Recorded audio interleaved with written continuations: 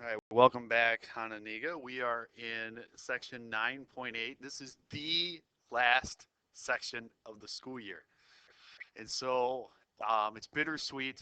I am sad at how this school year ended up going on. I hope the videos help some of you at least with some basic understanding. Understand that Ms. Kensel and myself do miss you guys and miss the interaction with you guys and miss being able to explain things to you guys. But this is the last one, and it is a challenging one. So again, we are ending the year on one of the most challenging lessons of the entire year. Sum and difference formula. So now this is a formula. We would not make you memorize this formula, but if I am going to take one angle measure plus another angle measure, okay, so sine of any angle plus any angle would be equivalent to sine of the first angle, cosine of the second, plus cosine of the first angle, sine of the second. Cosine has a different formula. Cosine of any angle measure plus, so I'll call it alpha plus beta, would be the cosine of alpha, cosine of beta, minus the sine of alpha, sine of beta, and then tangent alpha plus beta would equal tangent of alpha plus tangent of beta divided by 1 minus tangent of alpha times tangent of beta. You're going to want to write these down. Sine minus alpha minus beta, again, notice that the formulas just changed, but the sum of two angles or the difference of two angles. Take a pause, write this down. You're going to need all of these for everything that we do for the next 2 days. So again, hit pause, write it down. All right, welcome back. So here we go. General sine of alpha plus beta does not equal. It is not, you can't distribute, is what they're trying to say here. Remember from the previous slide, sine of any angle plus another angle measure is equivalent to sine of alpha, sine of the first angle, cosine of the second angle, plus cosine of the first angle, sine of the second. So again, it is not that. So do not distribute. It is not a situation in which you can distribute. You must use the sum and difference formulas anytime we're dealing with a sine of an angle plus an angle. So here we go. Some of you are going to look at this and say, what in the world does the previous slide have to do with this one? I have no idea what 15 degrees is. You are only allowed to use 30, 60, 90, 45, or any multiple of those. Okay, that's all I'm allowed to use because that's all I know. 30, 60, 90 triangles, 45, 45, 90 triangles. It's the only thing I know. So therefore, 15 is actually 45 minus 30. Those I know. That's in the bank of things that I know. So now, sine of 45 minus 30. That is the difference formula. Sine 45 cosine 30 minus cosine 45 sine 30. I know how to get those now. I can draw a 45-degree angle, which is a, whoops, I'm going to make this picture a little bit bigger, sorry. 45-degree angle, which is a 1, 1 square root of 2. I can draw a 30-degree angle, which has a 1 square root of 3, 2 ratio. So now, sine of 45 is opposite over hypotenuse, so square root of 2 over 2. Cosine of 30 is adjacent over hypotenuse, which is the square root of 3 over 2. Cosine of 45 is the square root of 2 over 2, and sine of 30 is 1 over 2. Using some algebra now, square root of 2 times square root of 3 would be the square root of 6 over 4. Square root of 2 times 1 would be the square root of 2 over 4. And so the answer to this question is the square root of 6 minus the square root of 2 all over 4. This is the exact value. All right, so now I'm going to put myself to the test here. I want you to pull out a calculator. I want you to type in sine of 15. When you type in sine of 15 on a calculator, you're going to get 0.25881. Now, square root of 6, So square root of 6 minus square root of 4. Be careful. Make sure you close parentheses, depending on what kind of calculator you're using. So square root of 2. And then divide that by 4. And I'm going to get 0.2588. So again, I am actually coming up with what is the sine of 15 to the exact value without using a calculator. All right, so now, twelfths. We don't do anything with twelfths. Here's what I tell everybody. Anytime I see a 12th, I automatically split this into two things that would get me a 12th. So would you agree that 3 twelfths and 4 twelfths would add up to 7 twelfths? And then reduce that. So the tangent of the tangent of 1/4, so pi over 4, plus the tangent of pi over 3. And now I have stuff that I know how to get. All right, so now tangent plus. And I'm going to erase everything on the left-hand side. So hopefully you got that written down because I'm really going to run out of room. So give me a second here. I'm going to erase everything on the left. All right, tangent. Tangent of a plus sign. Tangent of the first angle plus the tangent of the second angle. 1 minus tangent of the first times tangent of the second. All right, so it's time to draw the pictures. Pi over 4. Pi over 4 is a 45-degree reference angle, which is 1 square root of 2. Pi over 3 is a 60-degree reference angle, which is 1 square root of 3, 2. Tangent. Tangent of the first one. Tangent of pi over 4. Opposite over adjacent, 1. Tangent of pi over 3. Square root of 3. 1 minus 1 times square root of 3. This is going to get tricky. So now I have 1 plus the square root of 3 over 1 minus the square root of 3. Now, I'm not done yet.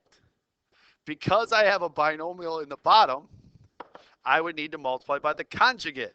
The conjugate is 1 plus the square root of 3. FOIL the bottom. 1. A plus square root of 3. A minus square root of 3. And a minus square root of 9, which is 3. These two cancel. The bottom ends up being negative 2. FOIL the top. I get 1 plus square root of 3, another plus square root of 3, and the plus the square root of 9, which is 3, which gets me 4 plus 2 square roots of 3, all of which are divisible by negative 2. So the answer to this question is negative 2 plus, let me try this again, negative 2 minus the square root of 3. That is long. That is hard. That is challenging. Tangents are more challenging than sines and cosines because they have a giant fraction involved. So I'm going to recap this just ever so slightly before we move on. So I split the tangent of 7 pi over 12 into two angle measures, and then I reduced them. I then found the tangent of pi over 4. I then found the tangent of pi over 3, and then I plugged those in. The bottom ended up being had a radical, so I had to rationalize, and then I had to simplify. The next one, I am telling you I want to find cosine of A minus B, but I'm giving you one of the trig functions for A, and I'm telling you the quadrant, and I'm giving you one of the trig functions for B and the quadrant. So the first thing you should do is draw a picture for A. A is in the second quadrant, so here's A. It's got a cosine that's negative 4, so then the adjacent is negative 4, the hypotenuse is 5, and find the missing side. So there's A. There's the picture for A. Now let's draw the picture for B. B is located in the first quadrant. It's got a sine of 3 over 5. So again, find the missing side, which is 4. So there's B. Now, what they want me to find is the cosine of A minus B. The cosine of A minus B is the cosine of A, cosine of B minus the sine of A times the sine of B. So now take this, the A picture. Cosine of A is negative 4/5. So over here, this is negative 4/5. Cosine of B is 4/5. So this would be 4/5. Sine of A. So now I go back over here. Sine of A would be 3/5. Sine of B would also be 3/5. And that won't always be the case, so make sure you understand that. Now I'm down to simple algebra. This is negative 16/25, negative 9/25, which makes negative 25/25, which is negative 1. So the cosine of A minus the cosine of B.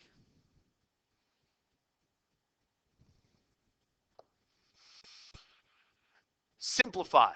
They're not giving me anything. They're just telling me that I want the cosine of x plus pi.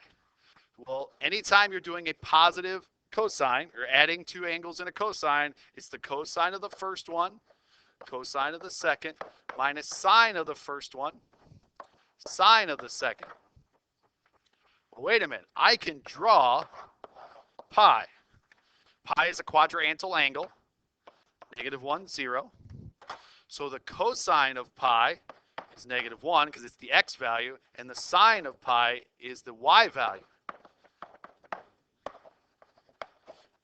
Anything you multiply times 0 cancels, and so I'm left with negative 1 times the cosine of x. Remember earlier when I said anytime you see a simplify, your answer will be one trig function, one number, or a number times a trig function. So when I simplified this, I end up getting one trig function. It's negative cosine x. Solve.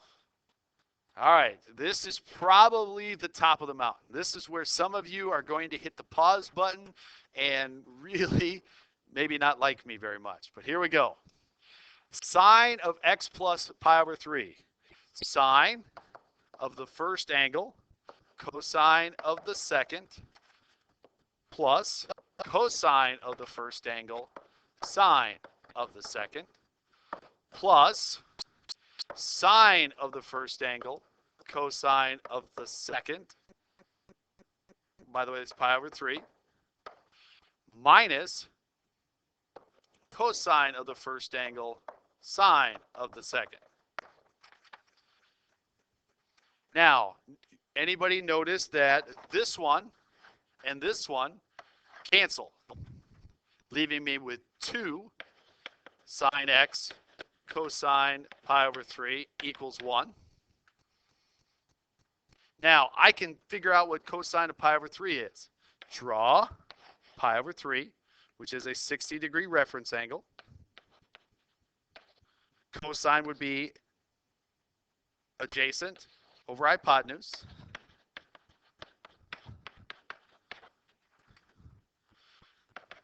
What is 2 times a half? It's just 1. And now I'm down to a question that we did earlier in this chapter, or actually last chapter. I take the inverse sine of both sides, and I want to know the angle measure. That's the inverse sine of 1. That's a quadrantal angle. It's where y is 1. And so the answer to this question, x would have to be pi over 2 in order to solve this. So this goes back to our previous chapter on solving, but I first had to use my addition and of angle measures, or my sum formula, in order to simplify this down into something that I could actually solve. So again, a lot of stuff going on here. I took up a whole screen with that one. Homework assignment, and this is it. This is the end, okay? If you have any questions, please let me know. We're going to spend 2 days on this, but ultimately this is the last video that you will have to watch. Good luck. I've appreciated everything that you guys have done this year and all the hard work that you've done this year, and I missed you guys very much. Please stop by next year at the beginning of the year and say hi to us, because ultimately it's kind of a bittersweet ending.